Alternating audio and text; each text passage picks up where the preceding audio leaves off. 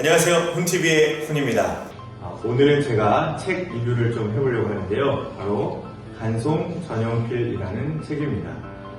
이 책을 떠올리게 된 이유는 지난번 난장편을 좀 보신 분은 아시겠지만 우리 난장 사장님을 보면서 떠올렸던 이 책이 되겠습니다.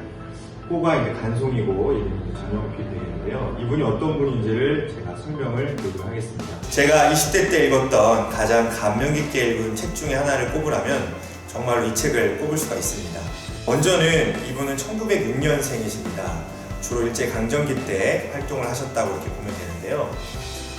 집에 돈이 많아서 유학을 가시는데 일본으로 유학을 가셨습니다. 와사대 대학교 법대를 졸업하셨는데 이 졸업할 때쯤에 부모님께서 두 분 다 갑자기 돌아가시게 됩니다. 그래서 고국으로 돌아와서 부모님 장례를 치르고 재산을 물려받게 되는데 그 재산이 얼마나 많았냐면요. 조선의 40대 갑부안에 들 정도의 엄청난 재산이었습니다. 그렇게 재산을 상속받았을 때가 25살 때였는데요. 무려 800만 평이나 됐다고 합니다. 오늘날 그 돈으로 환산해 보면요. 6천억 원이라고 합니다. 상상도 안 가죠? 그 논에서 해마다 생산되는 쌀의 양이 얼마냐? 4만 가마니가 생산이 됐다고 합니다. 이것도 4만 가마니는 또 얼마나 많이 하느냐 잘 모르시겠죠. 그런데 여러 가지 인건비 빼고 뭐 빼고 해서 오늘날의 돈으로 환산하면 450억 원이 발생된다고 합니다. 450억씩 해마다 통장에 들어온다면 뭐를 하고 싶으신가요? 너무 행복한 고민이죠. 이 25살 이 전영필은 자기가 이 돈을 가지고 어떤 일을 해야 될까를 고민을 했다고 합니다. 저였어도 20대 때 어디 여행 간다든지 또 어디에 투자해야겠다 뭐 이런 생각만 했던 것 같습니다. 그때 당시에 일본 사람들이 우리나라의 문화재를 도굴해 가고 또 약탈해 가는 것을 보면서 자기가 이 돈을 가지고 그 문화재를 다시 사와야겠다 이런 다짐을 했다고 합니다. 정말로 엄청난 문화재를 되찾아오는데요. 개인 소장인데요. 국보급 문화재가 12개, 보물이 10개나 된다고 합니다.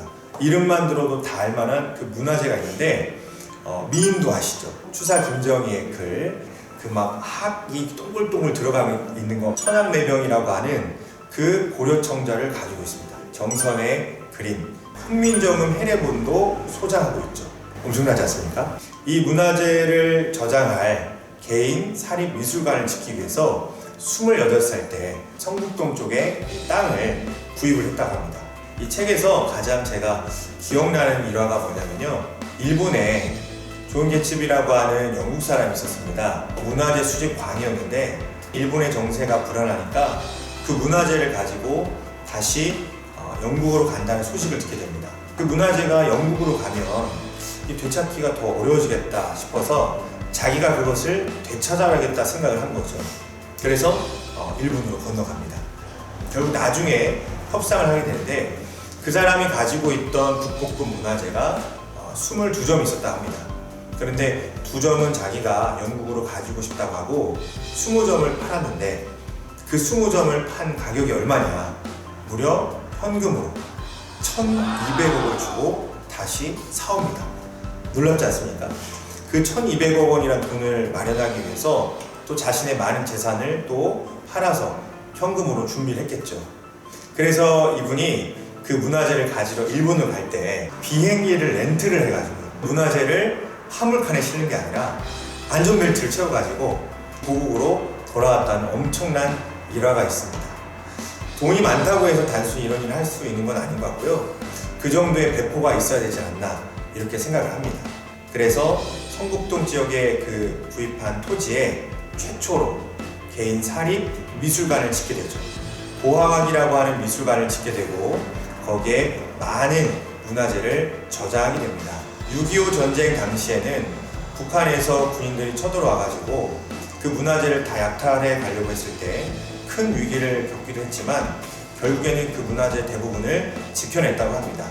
그래서 지금도 해마다 이 보화각에서는 전시회를 통해서 우리 후손들에게 이 문화재를 보여주면서 우리나라가 정말로 우수한 문화를 가지고 있는 민족이라는 것을 보여주고 싶었다고 합니다. 그리고 많은 젊은 분들이 큰 돈을 벌고 싶다. 그 돈을 어떻게 벌까? 부자가 되고 싶다. 이런 생각을 하실 겁니다. 그런데 오늘 이야기를 들으시고 이제는 그 다음 생각, 부자가 된다면 어떻게 살고 싶다도 고민하시는 그런 계기가 되었으면 좋겠습니다. 네, 여러분 오늘 간송 전용필 이야기 어떠셨나요? 제가 간략하게만 말씀을 드렸는데요. 기회가 되시면 꼭 한번 이 책을 읽어보셨으면 좋겠습니다.